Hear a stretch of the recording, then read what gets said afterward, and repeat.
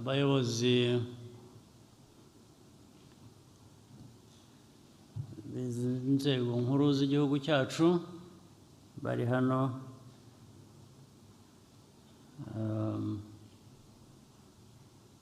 perezida n'aba visi perezida b'umutwe w'abadepite bamaze kurahira, minisitiri w'intebe nawe warahiye imbere yabo, abadepite mwese muherutse gutorwa, abanyacyubahiro bandi mwese muri hano, nagira ngo mbanze mbasuhuze.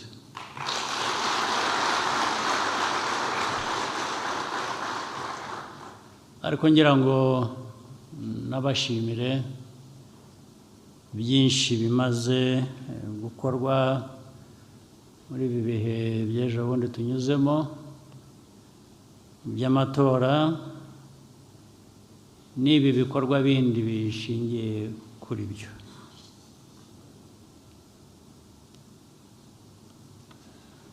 Ndetse n'uyu munsi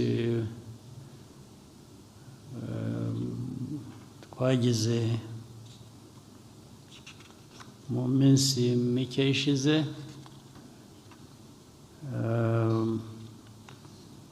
wo kwakira abashyitsi bari baje kwifatanya natwe mu muhango nawo mukuru wo kurahiza perezida w'igihugu cyacu.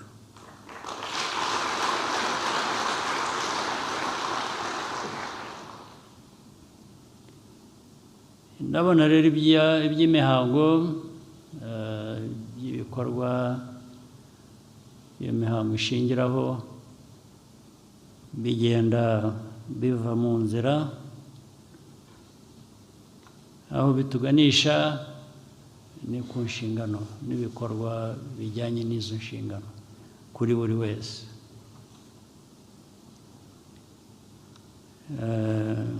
Hari jye perezida, hari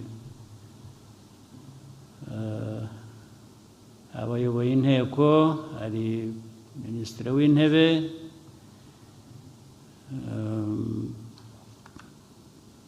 hari abadepite mwebwe, abadepite mwese, hari abaminisitiri tuzashyiraho mu minsi mike iri imbere,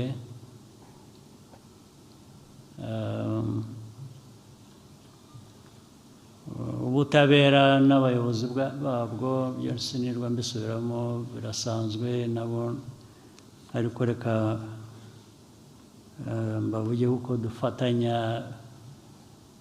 uburyo inzego zuzuzanya. Icyo mvuga ni uko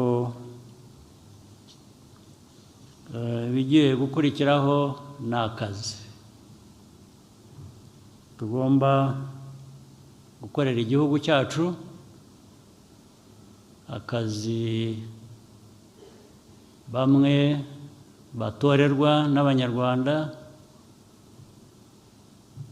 abandi bashyirwaho mu bundi buryo, ariko byose ari ugukorera Abanyarwanda. Ako kazi rero tugomba kugakora tukakanoza uko bishoboka. Nta na rimwe bijya byera ngo de, iteka hahora hari utuntu hano utundi hariya abantu bagomba gusubira inyuma bagakosora bagashyira ku murongo, ariko nabyo ntibivuze ko twahorana uwo muco w'ibidakorwa neza, abantu bagomba gusubira inyuma gutunganya, ngo bihora ari uko bimeze gusa. Mu buzima uko busanzwe no mu mikorere nyine nibyo, hari ibigomba guhora bishyirwa mu bikorwa, ariko ibikorwa neza iyo ari bike ku bihora bigomba gushyirwa mu bikorwa, ubwo hari ikibazo n'icyo abantu bagomba gukemura n'ibyo mvuga.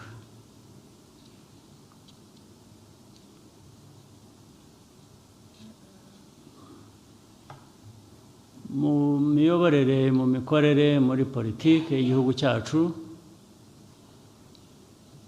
birazwi, bisubirwamo buri munsi na buri wese, twese dusa kandi nk'aho tubyemeranyaho ko tugomba guhindura amateka mabi y'imibereho yacu abanyarwanda, tugomba guhindura imiyoborere igahora irushaho kuba myiza, abatorewe kuyobora, abashyizweho ku bundi buryo bujyanye n'amategeko, ntabwo bigenda gutyo kugira ngo abantu bajye mu myanya ikintu cya mbere batekereza ari ukwitekereza bo ubwabo ko ari bo baheraho inyungu z'ibikorwa, bikumvikana ko bigasa nk'aho ari twebwe bigomba guheraho. Ntabwo ari byo. Natwe nk'abantu bigomba kutugeraho, ariko abo tugomba kubanza gutekereza ni abanyarwanda, ni abaturarwanda.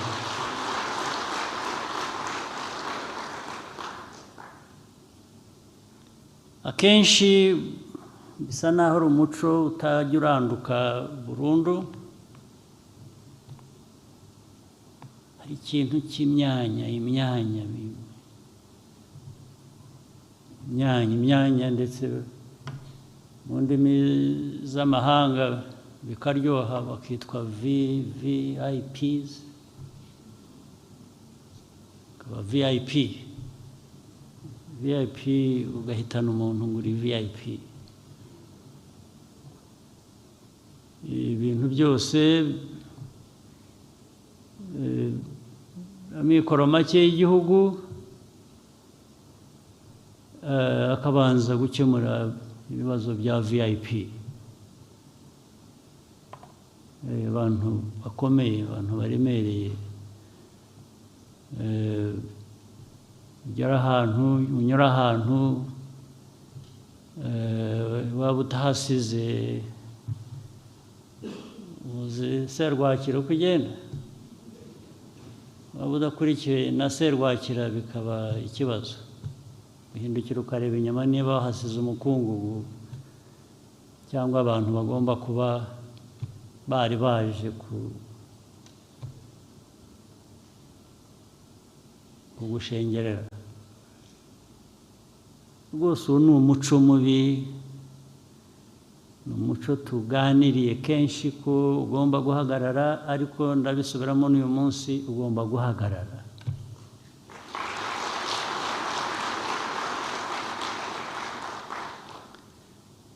Niba ushaka no kwiyumvamo ko uremereye,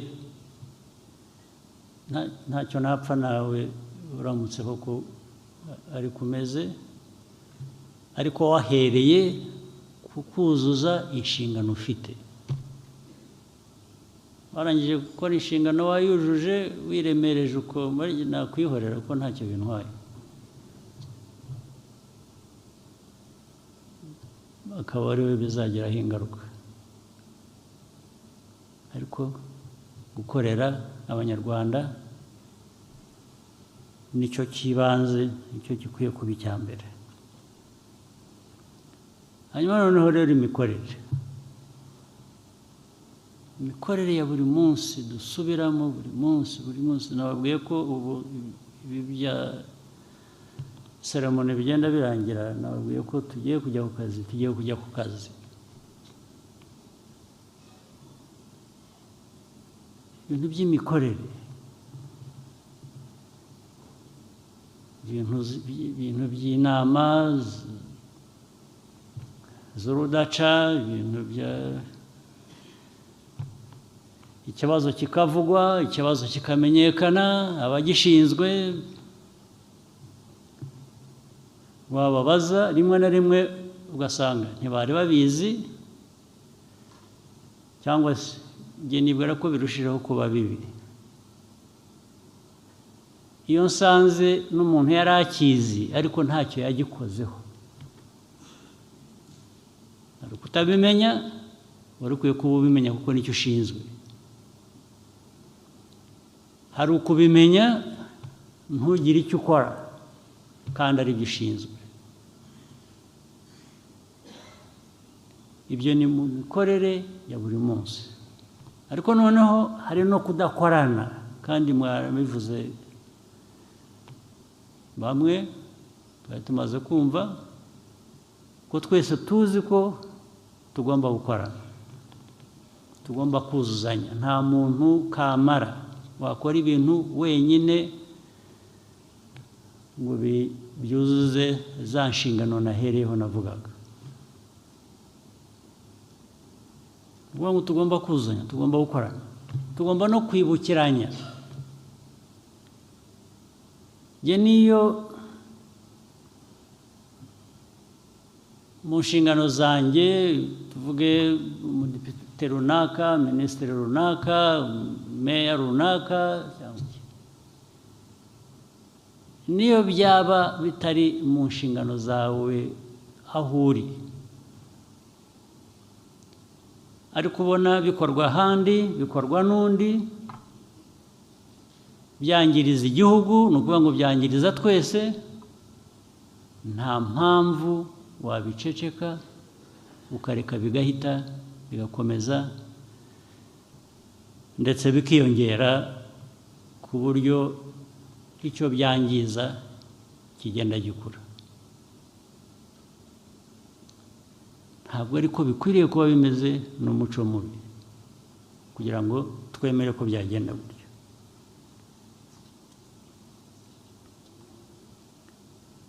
Ibyo tuhora turwanya bya ruswa, corruption, ikimenyane, ikene wabo, ibyo nta na rimwe tudakwiriye kuba tugaragara ko tubirwanya kuri buri wese hose mu gihugu cyacu. Nicyo kivamo umuco ugomba kutugaragaraho ko dukorera abanyarwanda bose, nta guhitamo uwo dukorera n'undi usigara aho ngaho kubera ko adafite inshuti ye, kubera ko adafite umuvandimwe, kubera ko ibigomba kumugeraho ntibimugereho. Niyo ntambara ya mbere turwana nayo muri politike yacu, niyo ntambara tumazemo imyaka 30. Tugiye kongeraho indi 5 muri iyi manda bamwe muri twe twarahiriye. Ntabwo yaba 5 y'ubusa cyangwa 5 yongera ibibazo, ni 5 yo kugabanya ibibazo biriho.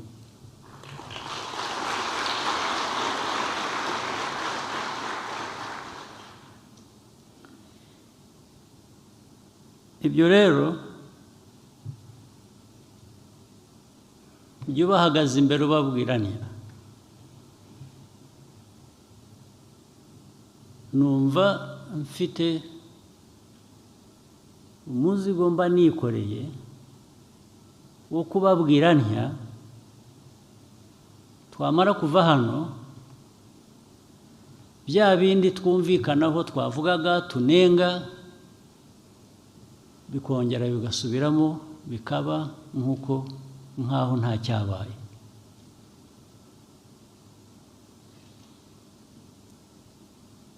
Ntabwo bikwiye. Icyo mvuga rero ni iki?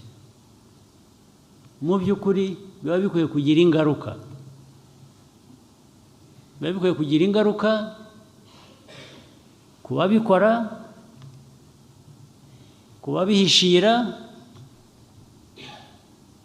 yewe ndetse nakwifuza ko byangeraho n'ingaruka nk'umuyobozi mwahaye izi nshingano nanjye niba nabibona nkabirebera nkabyihorera bigakomeza uko bibaye.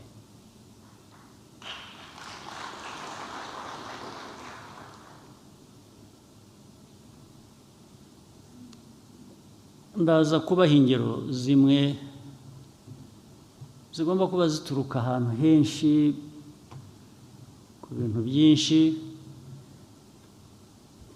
biza bikavangira abantu bigatuma rimwe na rimwe uyoberwa mbese ubundi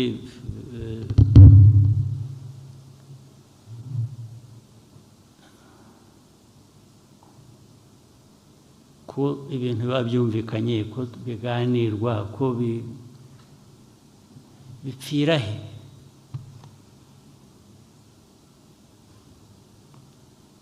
Reka mbaho urugero rumwe mu kanya.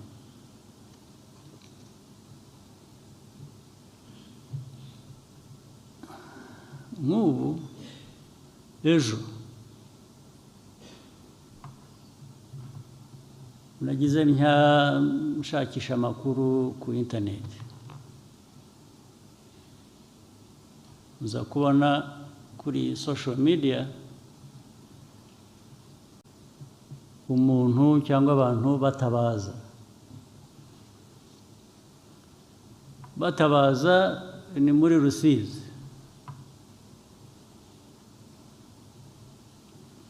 batabaza ko bahinze icyo tubatoza tubabwira bahinze umuceri bareza ariko bigeze aho uwo muceri amatoni n'amatoni arababorana kuko ntafite aho ajya ntafite abayagura.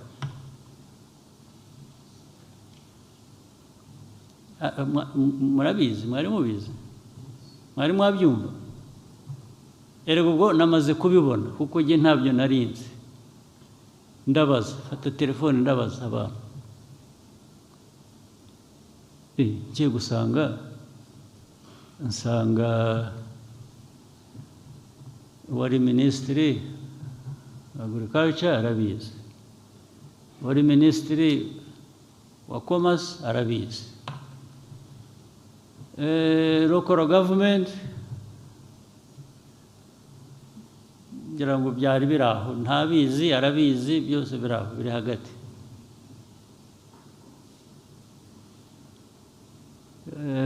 Muri ibyo byose prime minister wasubiyeho wari uriho nawe yari abizi igice ikindi gice kinini atakizi ariko ubwo ni abantu bafite ibyo bibazo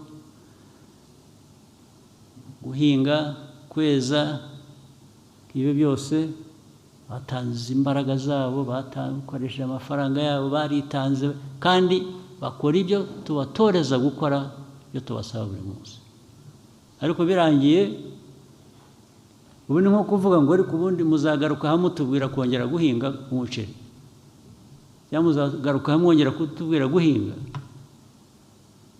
ibyo wababwiye barabikoze bikabaviramo ikibazo. Abaminisitiri icyo bashinzwe ni iki kitari gukemura ikibazo nk'icyo cyangwa n'ibindi bisabwa byashoboka bite ko ibintu byabaho bityo gusa tukajyaho tukaba VIPs gute?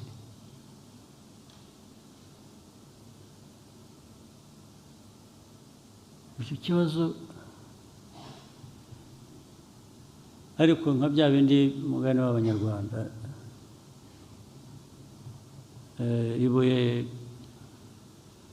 yabonetse ariko ribonetse turibonye byamaze kuvuna isuka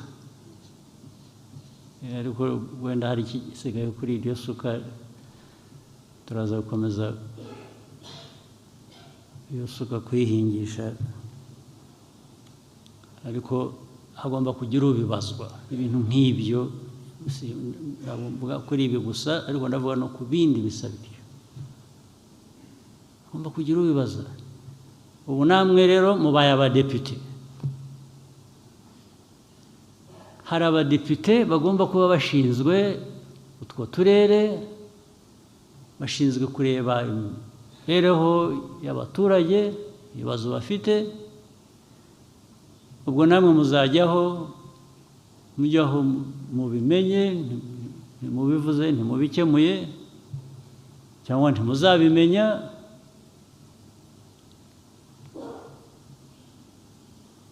ubwo se ibyo twaba turimo ni iki mwaba mwabereye iki abadepite cyangwa se abazaba minisitiri bazaba babereye iki ba minisitiri bazaba babaye ba minisitiri ngo bigende gute ngo bimare iki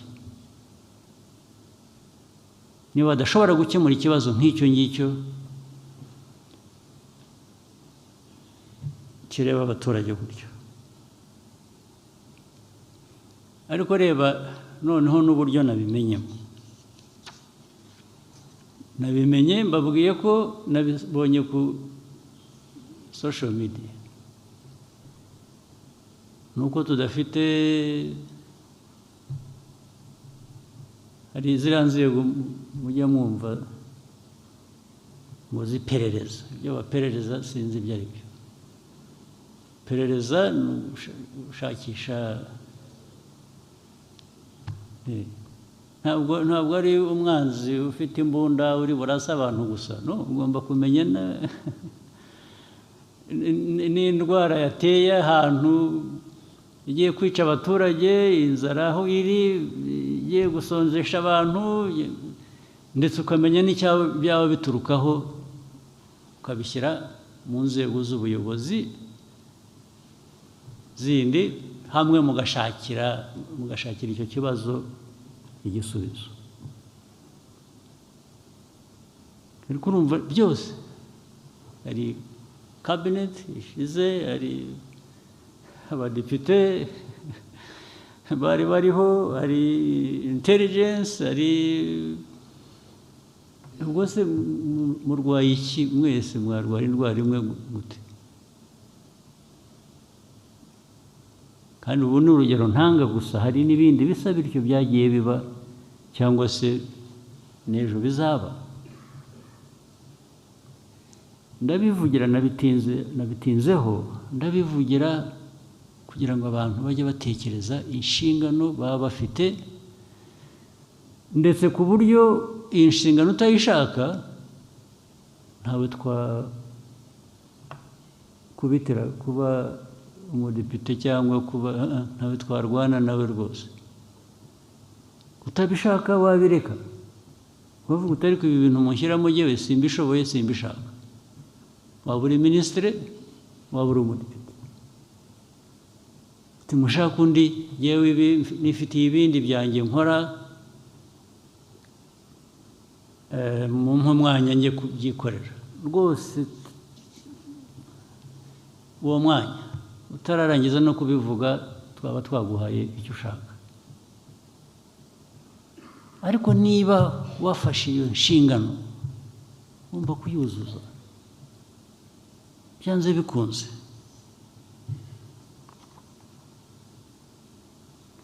naho ubundi aho hose na Rusizi twagiyeyo uriya rero byaho tuyamamaza tubwira abantu ibyo tuba tubeshya njye ntabwo nshaka kubeshya rwose ntabwo nshaka kubeshya icyo ntashoboye mvuga ko ntagishoboye icyo nshoboye ndagikora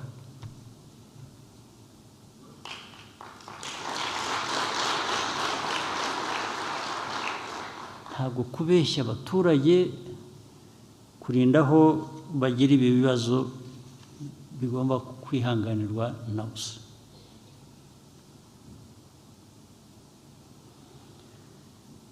ikindi noneho nacyo kiri aho cyane maze iminsi cyumva narakihoreye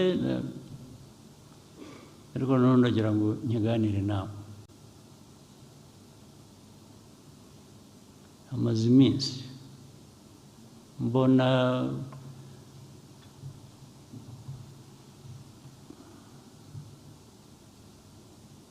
ku mbuga zikoranya amakuru ibintu bijyanye na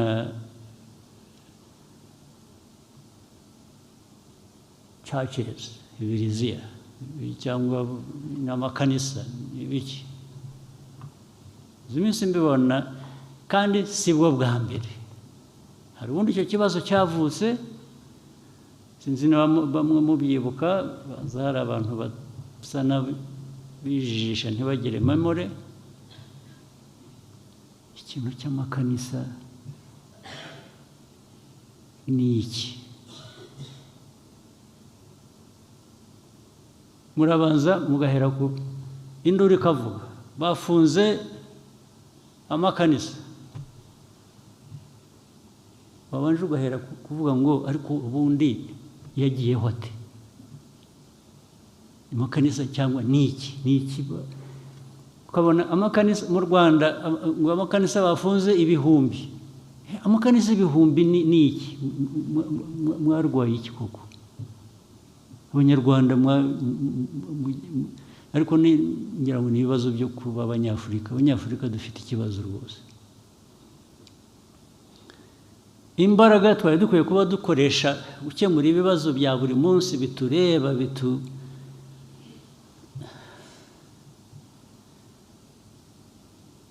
biduha umutekano, bituzamurira ubukungu, bituma umunyarwanda atagira inzara, atagira biriya bibazo navugaga, zose mugiye kuzimarira mu bintu. Ko twagize iki kiganiro tukakiganira bihagije, ndetse bigasa nkaho hafashwe umwanzuro, habaye iki nyuma yaho, ku buryo twongera tugasubira hahandi? Ubu koko mwebwe nk'Abanyarwanda n'aba bicaye, mwebwe abadepite mwicaye hano ubwanyu, ubu hejuru yo kuba umudepite mwumva mufite aho mushingira ku buryo buri wese muri mwe yagira ikanisa mu gikari cye? Ukaba umudepite, ukaba umupasitori, ukagira ikanisa, warangiza erega abantu bakabishyura, n'udafite na wa wundi wabujije ibikorwa byari bikwiye kuba bimuha amafaranga, agomba kwishakamo amafaranga akuzanira akaguha.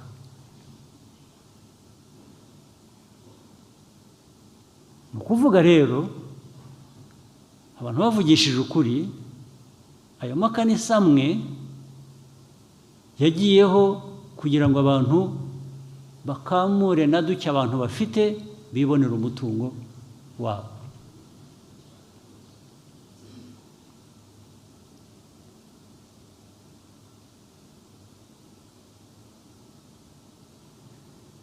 Ni indwara ki? Ugahura abo rero bameze batyo, hari n'ubwo ugira uti wenda bifite ishingiro, ariko wenda niko mubyumva sinzi, usibye ko bamwe tutabyemera. Uhuye n'umuntu aravuga ngo urareba, nijoro nari ku musozi kanaka, nabonekewe, nahuye n'Imana, navuganye nayo. Wahura n'undi akakubwira nawe ukundi Imana ibyo yamubwiye. Wahura n'undi ni umuhanuzi, arahanura ibizaba ejo kuri kanaka no kuri kanaka. Mbere na mbere njyewe mpuye nawe ukambwira ibyo, nabanza kukubaza niba utari umusazi. Ugomba kuba uri umusazi, niho nahera. Icya kabiri, nagusaba ubuhamya, evidence, ibi ngibi uvuga by'uko warayihuye n'Imana, ibyo yagutumye cyangwa yakuntumyeho, nyereka gihamya. Ariko Abanyarwanda mwarapfuye mugera aha ngaha ku buryo umuntu aza akabarindagiza, ari umuntu warindagiye akaza akabarindagiza, mugakurikira, ntibibe hamwe ntihabe handi, bikaba ahantu amagana ibihumbi. Igihugu se ubwo kiba kikiriho ko mwashize mutabaho?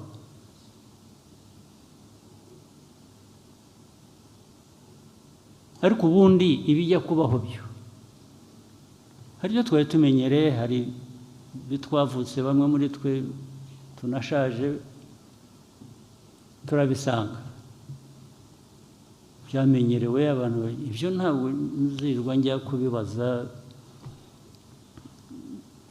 nubwo niyo naba hatari ibyo nemera, nta mpaka najyamo cyangwa nta rubanza najyamo, ndabyihorera bikamera gutyo. Ariko ibindi by'amafuti bidusanga hano, mwebwe abantu bakuze, abantu bazima, abantu mufite ibyo munyuzemo,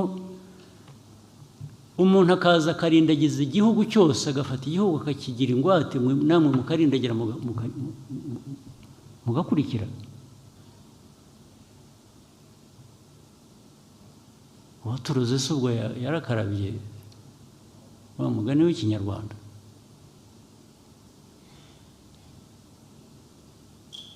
Abandi ngo muraho mwagiye mu mashuri, mwarize, mwaraminuje, muraho muri abantu b'abirasi, babandi warangiza ugashukwa n'umusazi ukamukurikira, ntunamubaze utari kurantwara he. Ariko handi muranabizi, hari n'abo bicaga, hari n'ubwo abantu bica. Niba mujya mukurikira amakuru simbizi, nko mu bindi bihugu umuntu umera atyo w'umusazi agatwara abantu, akabatwara ahantu abantu benshi magana ngahe, akababwira ibyo bakora, akababuza kurya, akababuza gufata iki, akababuza kugira gute, abantu bagapfa. Murabizi, murabumva, murabikurikira, cyangwa n'ibyo mpimba. Byose nibyo mushaka mwebwe, nibyo mushaka kubamo, nibyo mushaka.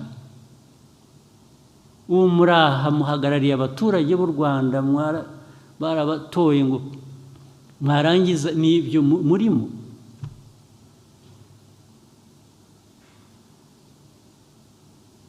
Niba mushaka kuba abapasiteri, muve mu budepite mugende mu abapasiteri. Ariko nabwo mbere y'uko muba abapasiteri cyangwa muba amazina yabo sinyazi neza, ibyo bindi mujyamo, mujya gushuka abantu mukabahanurira. Wabanje ukihanurira se, urajya guhanurira abandi bantu ngo babwire ngo bazaba batya, wowe wabanje ukamenya ibyo uzaba wowe. Uri icyo ntazi, urajya gushuka abantu ngo biragenda bikajya no muri politiki. Ni nko kuyobya abantu, bakajya mu bwonko bwawe bakaguhindura uko ugomba gutekereza, uko ugomba gukora buri kintu. Ibyinshi bizanaturuka no hanze byo kuza kuvuga Abanyarwanda ukuntu bagenda n'ibintu bakora, mureke tubazanemo urujijo, bakaza bigize ibitangaza, namwe mugakurikira. Ntawe utekereza, ntawe ubaza, ntawe ugira ati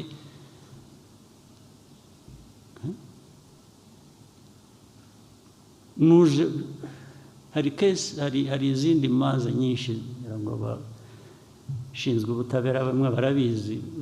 Hari uburyo bwinshi bwo kwica abantu bagapfa bakaremba, cyangwa ukabambura ibyabo na bike bari bafite bakayobora. Hari abandi baza bakubwira ko bagiye kukugira umukire, ukabanza kakaduke wari ufite, uteza n'igihumbi aho ukakizana, bakaguha bitatu, ukagenda ukavuga uriya muntu ukongera ukagaruka.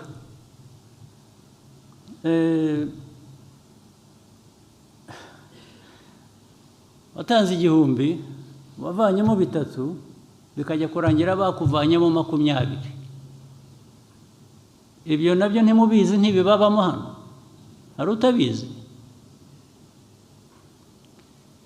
Ibyo rero byavuye naho bijya no mu madini, bijya no mu nsengero, bijya mu nabyo biba bityo. Ubu abanyarwanda mwararindagiye, mufite icyo kibazo.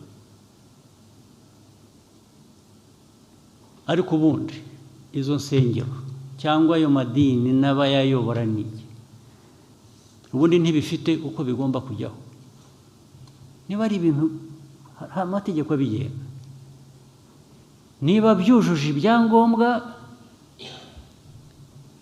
ibyo birumvikana. Mwebwe nk'abadepite muzashyireho n'uburyo bw'ibyo byangombwa ni ibiki.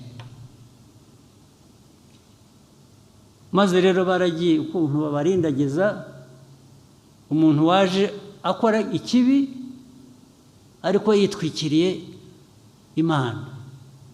Wari kuvuga ngo ariko se umuntu uvuga ibintu by'Imana ndamuvugaho, Imana ntinyumva nabi. Ariko uyu muntu uko ari nkawe, nawe uko ari umuntu nkawe, wagiye ahubwo we wagiye kumwemerera guhinduka Imana gute? Ni umuntu nkawe, ntabwo ari Imana. Ibyo avuga n'ibyo akora uba ukwiriye kugira icyo bibazaho.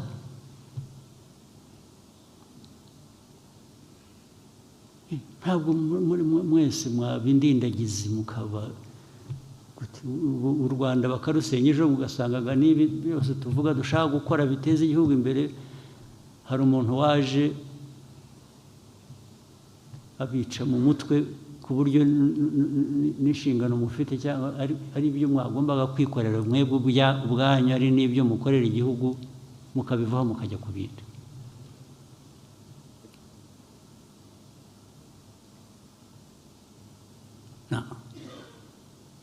Icyambere, ibyo byose mvuga hari amategeko ariho, cyangwa se niba ashaka hari biri na ngombwa kuyanoza, hari ibitari biriho muri aya mategeko.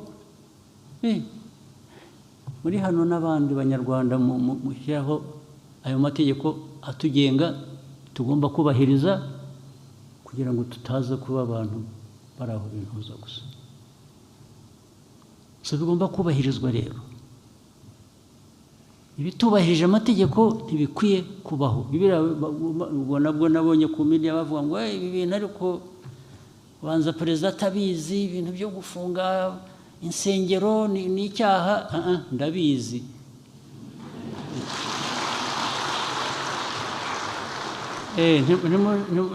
Ntabwo nshaka wumpa ruswa ngo munjyaho mu izina ryiza ngo buriya byabaye ko atabizi, kandi mbizi.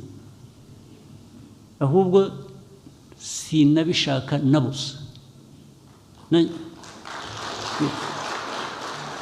Ibintu by'akajagari aho ariho hose, noneho niyo byaba biri mu madini, ntabyo nshaka, nzabirwanya rwose.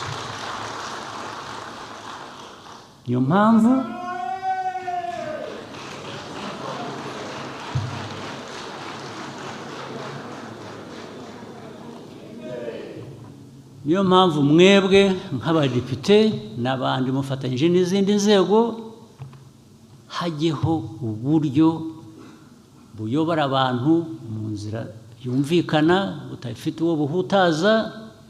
Iyo mvuga budafite uwo buhutaza, ntabwo mvuga muri abo ngabo babirimo bakora ibyo. Abo bakwiye guhutara.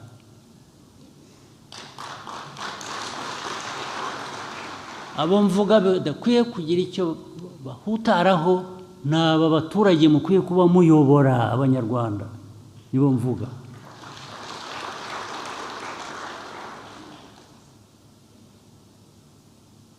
Abanyarwanda mubeshya mukabajijisha, mukabatwara aho badakwiye kuba bajya, mukabambura na bike batunze, mwebwe mukabigira ibyanyu. Bigomba guhagarara byanze bikunze.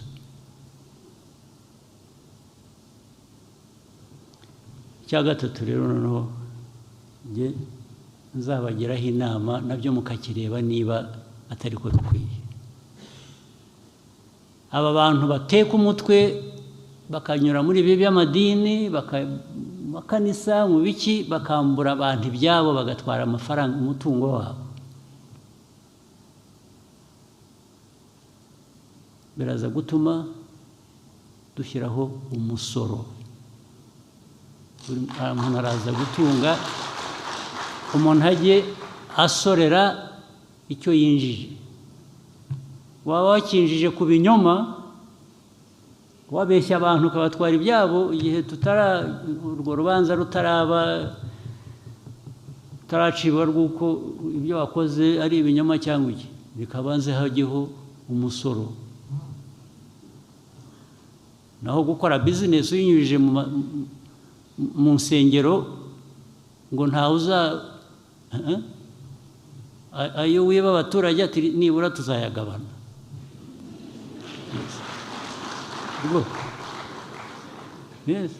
Ajye muri leta, ajye gufasha abo tuzasanga baragiriwe nabi. Ako kajagari gacike, kandi ntaho bihuriye. Iyo babivuga barabidramatizing, barabikabya bigasa nkaho leta yafunze insengero, yafunze ibintu byacitse, bikavuga mu isi yose,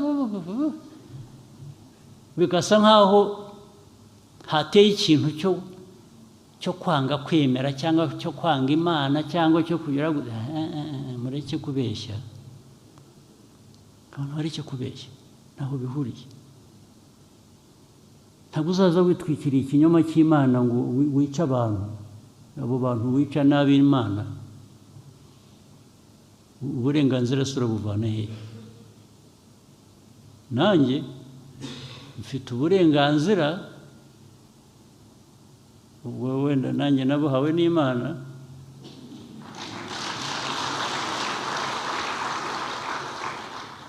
bwo kurengera abayo.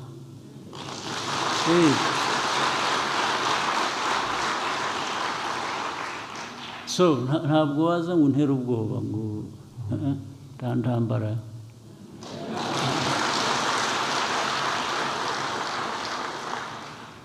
Rwose bigomba guhagarara, ndabibabwira, kandi bihagarare bitaragera kure cyangwa bitere n'ibindi bibazo bitoroshye. Bihagarare. So abari bazi ko ntabizi, ndabura ngo ndabizi cyane rwose, kandi nsubiremo, bikwiye guhagarara, bikagira uburyo binyuramo, kigiye kubakwa, kigiye kubaho, hanyuma no mu nzego za leta, abazikorera, abazirimo, abafite uko bemera, ibyo bakurikiza babikurikize mu buryo bw'amategeko.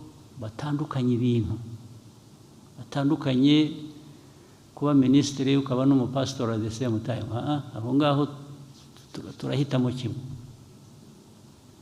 Ntabwo ari icyaha, ushobora kubiba byombi, ushobora kuba ibintu byose, ariko kugira ngo tutangiza akazi dushinzwe gukorera Abanyarwanda, bigomba kugira uko bitandukana.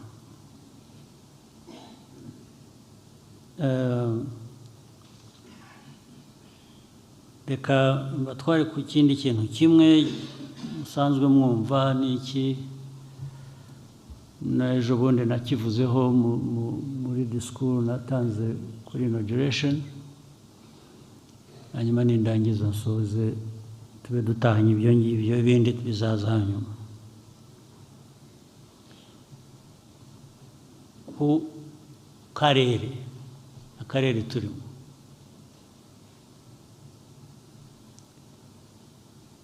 izi ntambara ziri mu karere, mu Eastern Congo, ibindi biri aho byabigira bityo bisukuma, biri no mu ahandi dufitanye imbibi,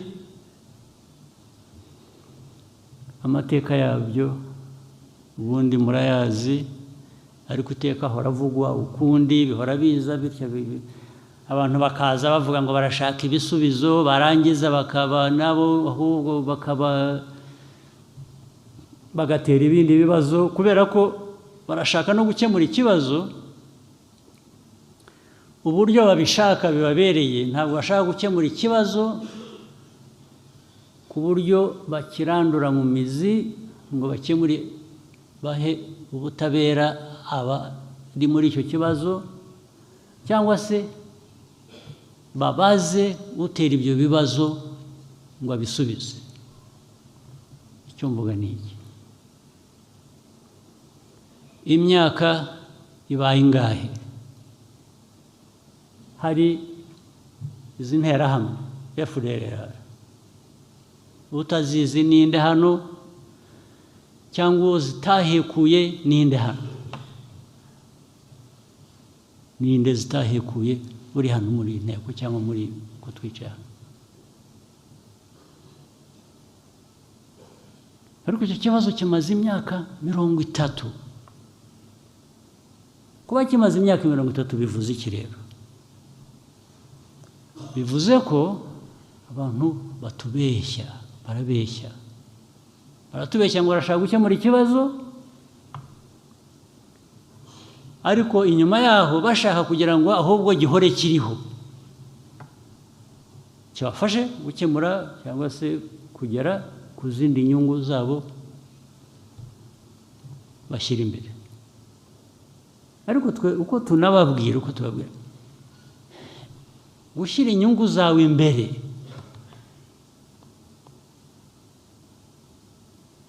twe ntabwo bitureba, nta nubwo twarwanya inyungu zawe, ntabwo turwanya inyungu zawe,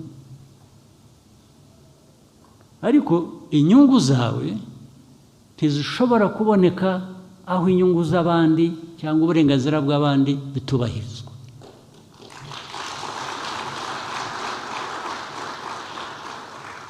Nta naho bigonganira,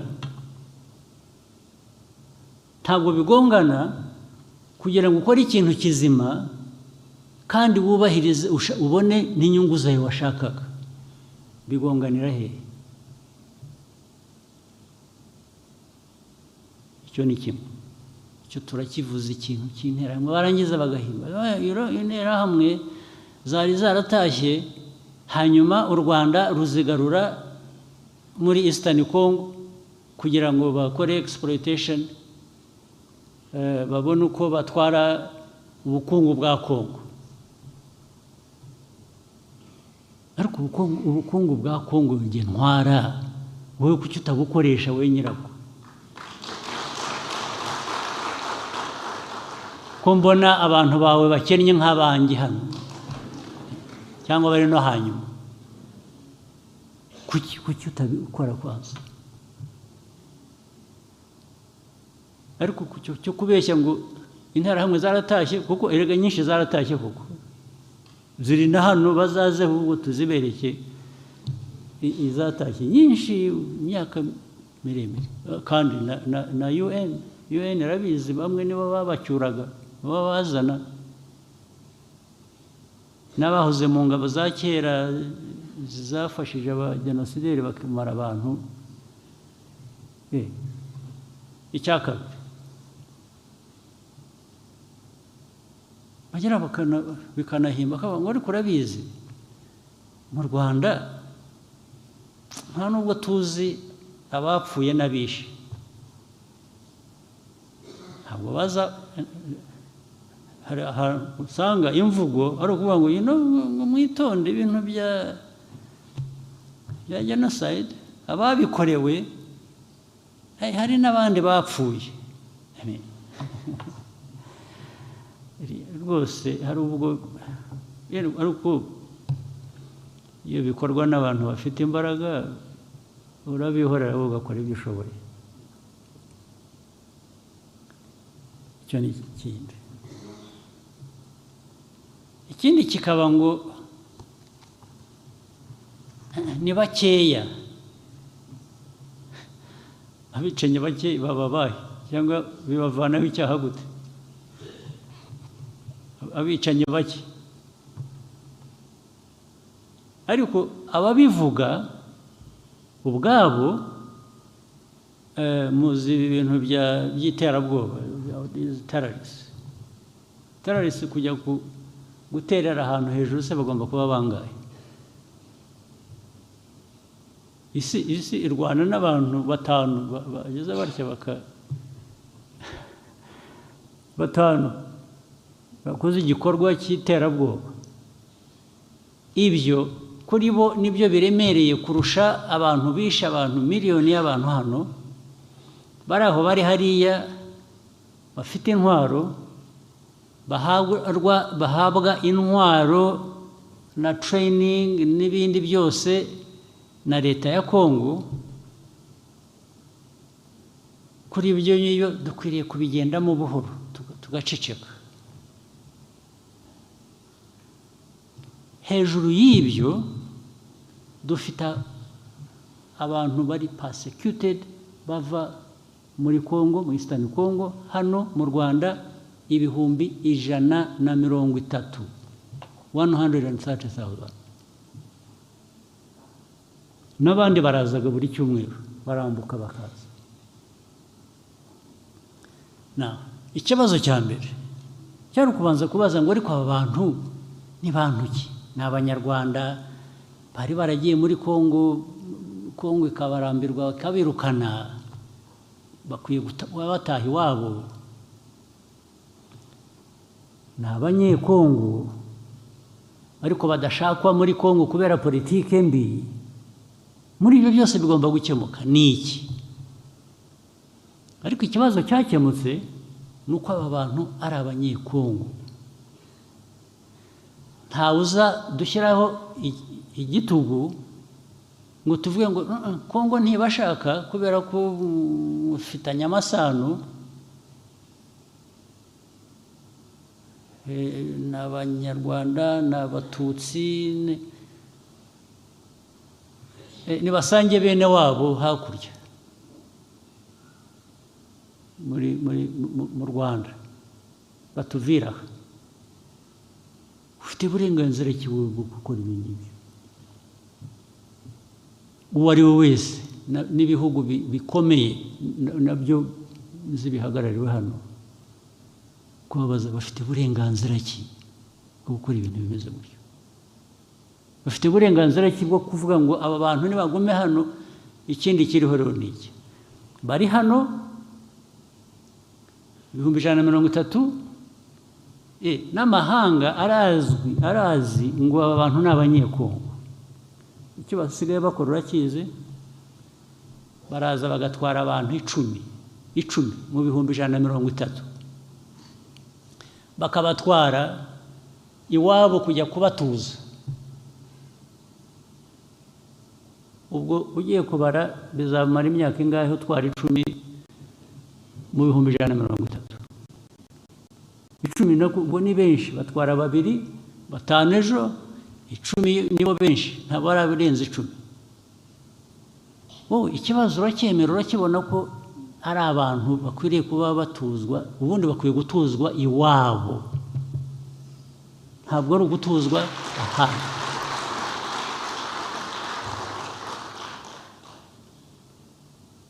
Warangiza ugahindukira ikibazo ukakigira icy'u Rwanda, ukakigira icyanjye, ukakimbaza.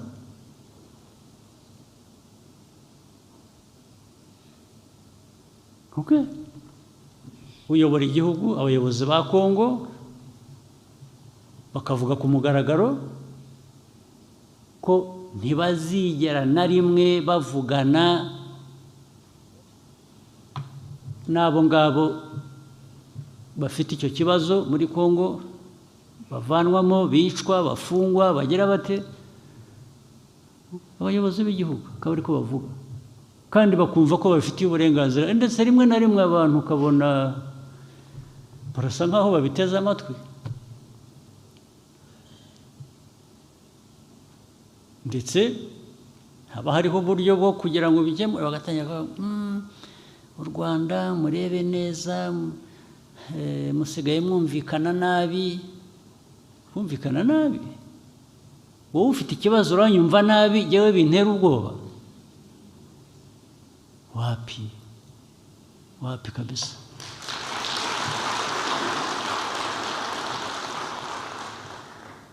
ari nabo nibutsa nibyo navugiraga hariya kuri stade ubwo bakambwira ngo vugana n'aba bantu barwanira ukavuga ngo urebe ngo bashyire intwaro hasi ngo tubashyira ahantu hanyuma ibyo tuzakora tuzabitekereza ariko ibyo simbizi wenda bazabyemera ubundi uko mugenza abantu banyu nta nubwo mukwiriye kuba mubimbaza ariko iyo ufashe abantu nabi ukabambura uburenganzira bwabo bifite ingaruka ndetse nkabongereraho nariko jyewe mubwira muzi aho naturutse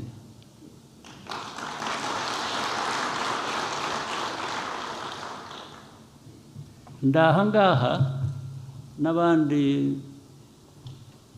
twaharaniye uburenganzira bwacu n'igihugu cyacu nta muntu n'umwe ku isi wigeze abiduha nka gift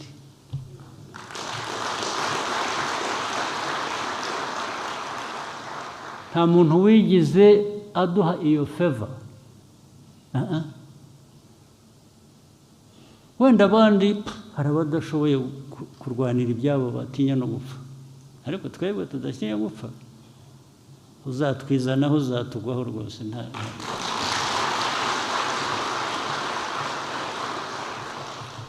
biriya mwabonaga buri munsi ko bazatera u Rwanda kuko u Rwanda ni ruto small country ntabwo ari ibyo birazwi ntawe twabijyaho impaka n'ibyo small country but our rights are as huge as of these big countries. It comes to our rights.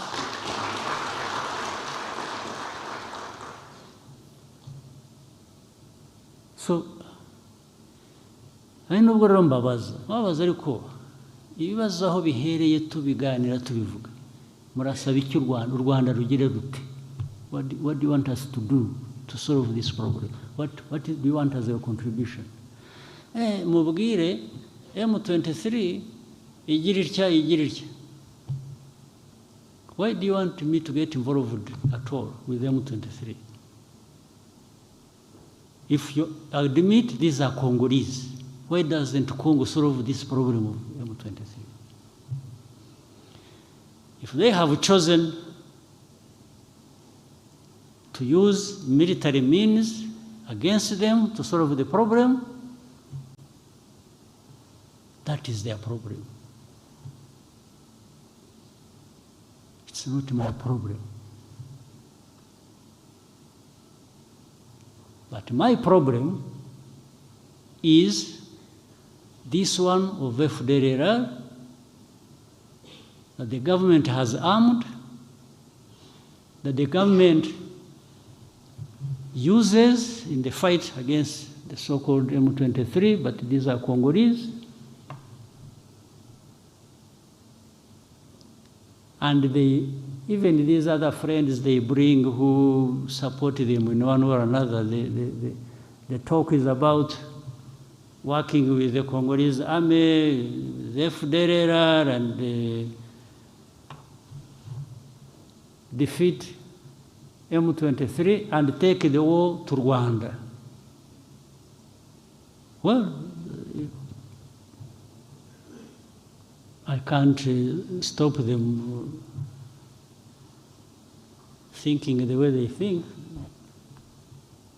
but my job is to make sure it doesn't materialize at all.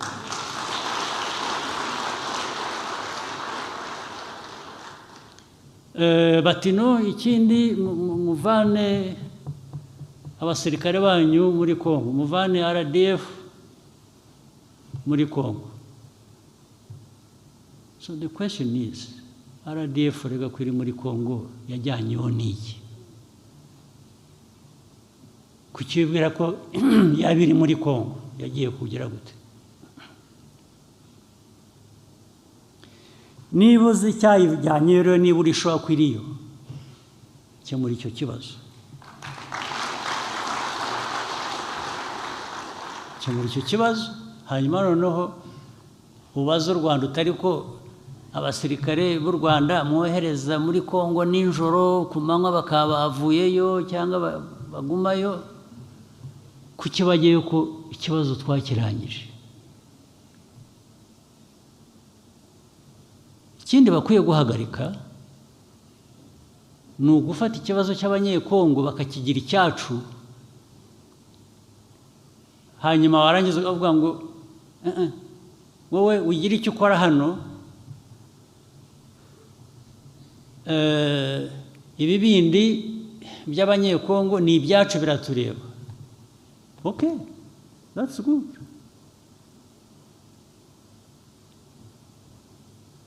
if you admit that these are Congolese then don't use their existence in Eastern Congo against me by saying I'm supporting them.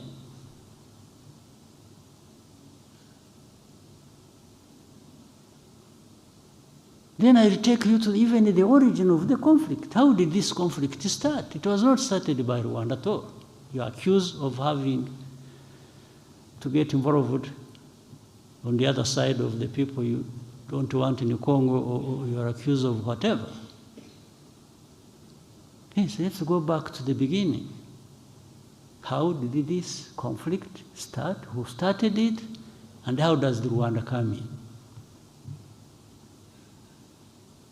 So I'm just telling you, deputies and others who are listening, to understand that, yes, there is that problem. It weighs heavily on us because for us it is a serious matter, security, long-term issue we have to address. We want good neighborliness, but what the problem is,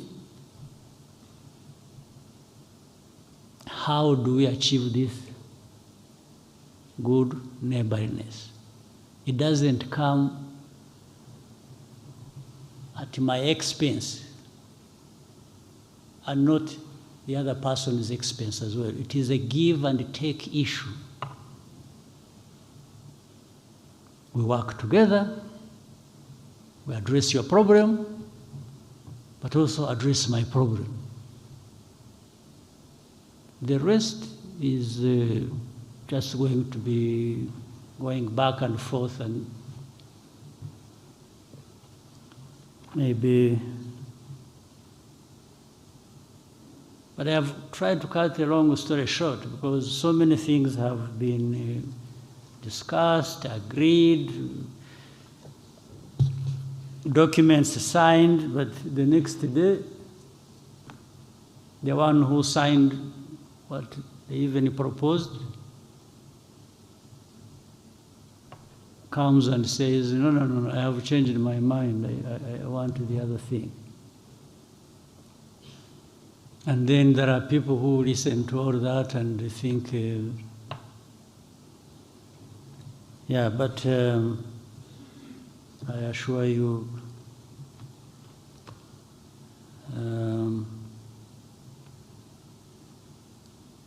muzareke gusa gutuma abantu bamwe banyura muri ka kajagari nahereyeho hari ubwo bananirwa kugeza aho bagushakaga mu buryo bundi nk'ubwo navugaga bugaragara bakanyura mu bindi bijijisha bigenda bikabajya mu mitwe bikabagira kakurangaza ubu hari abazashinga amakanisa bigisha abantu ko buriya dufite intambara ya Kongo inadutera ibibazo kubera ko tutemera Imana hanyuma usangire abantu babigiyemo kugira ngo kabisa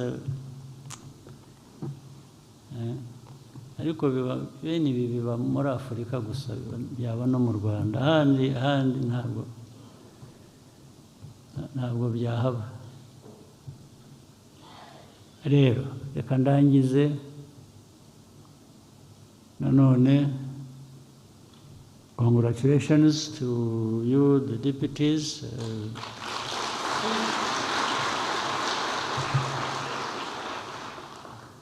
And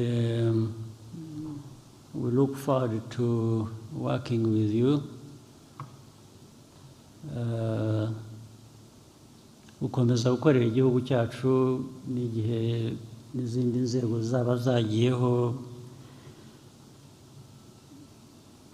amakosa, amafuti twabayemo mu bihe byashize, tugende aho tujya imbere tuyagabanya, tuyakosora, dukora ibindi bishya bitugeza kure uko twifuza. Nafashe uyu mwanya ubundi binyuza mu magambo make, ariko uyu munsi numvaga ari ngombwa ko ngira ikiganiro namwe kirambuye. Mwakoze cyane.